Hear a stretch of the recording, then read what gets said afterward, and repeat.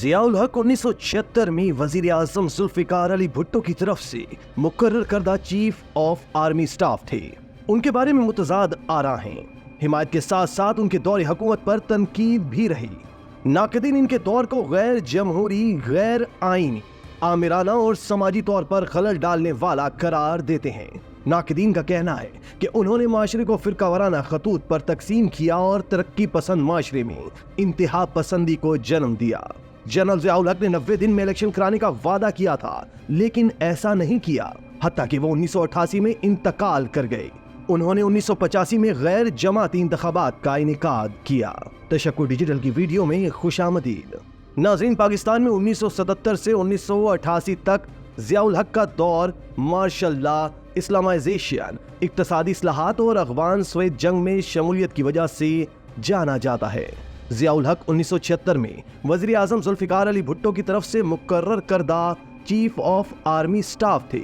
जुलाई 1977 में उन्होंने operation fair play का आगाज किया, एक बगावत जिसने भुट्टो को माजूल कर दिया और आइन को मुअत्तल कर दिया। उन्होंने खुद को चीफ मार्शल लॉ एडमिनिस्ट्रेटर करार दिया और 90 दिनों के अंदर इंतखाबात कराने का वादा किया, लेकिन बाद में उन्हें गैर मुअय्यना मुद्दत तक मुलतवी कर दिया। उन्होंने 1977 से 1985 तक 8 साल मार्शल लॉ के तहत पाकिस्तान पर हुकूमत की। उन्होंने सियासी जमातों, ट्रेड यूनियन और मीडिया पर पाबंदी लगा दी और इख्तलाफ राय और मुखालिफत को दबाया।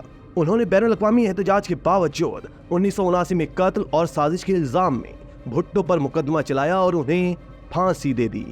ज़ियाउल हक ने पाकिस्तान में इस्लामाइजेशन को फ़रोग़ देने के लिए पॉलिसियों का एक सिलसिला नाफिज किया, जैसा कि शरीयत का निफाज, हुदूद ऑर्डिनेंस मुतारिफ कराना जिसमें जराइम के लिए सख्त सजाओं का तयन किया गया था, मुसलमानों पर ज़कात और उशर टैक्स आयद किया गया था, शराब और जुए पर पाबंदी आयद की गई थी और इस्लामी अदालतें और कौंसलें तश्कील दी गई थीं।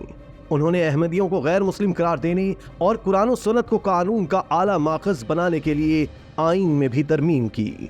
उन्होंने बैनुल अक़वामी मालियाती फंड और आलमी बैंक की मदद से माशी लिबरलाइजेशन और डीरेगुलेशन की पॉलिसी पर अमल किया। उन्होंने सरकारी अखराजात में कमी की, सरकारी इदारों की निजकारी की, गैर मुल्की सरमायाकारी की हौसला अफजाई की और बरामदात और सनतकारी को फरोग़ दिया। उन्होंने ज़रई पैदावार ख़ुसूसन गंदम को बढ़ाने के लिए ज़र्द इनकलाब का आगाज़ किया।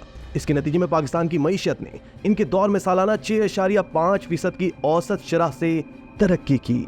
नाज़रीन, ज़ियाउल हक ने 1979 में अफगानिस्तान पर सोवियत यूनियन के हमले के खिलाफ अफगान मुजाहिदीन की हिमायत में कलीदी किरदार अदा किया।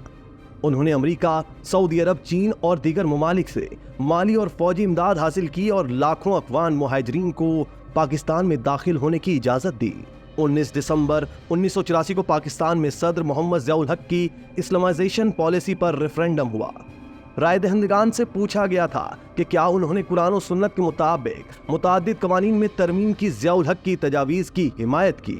क्या वो चाहते हैं कि ये अमल जारी रहे और क्या वो पाकिस्तान के इस्लामी नजरिए की हिमायत करते हैं। रेफरेंडम ने ज़ियाउल हक की सदारती मुद्दत में 5 साल की तोसी का तरीका भी बनाया। सरकारी नताइज ने ऐलान किया कि उन्हें 98.5% वोटर्स ने मंजूर किया। टर्न आउट 62.2% था।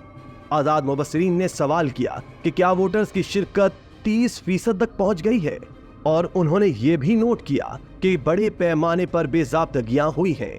ज़ियाउल हक भावलपुर के करीब टामे वाली फायरिंग रेंज में अमरीकी साख्ता M1A1 और मकामी तौर पर तैयार करदा अल खालिद टैंक की आजमाइशी कारकर्दगी देखने आए थे। भावलपुर एयरपोर्ट से उनके तैयारे ने 3:30 बजे परवाज भरी।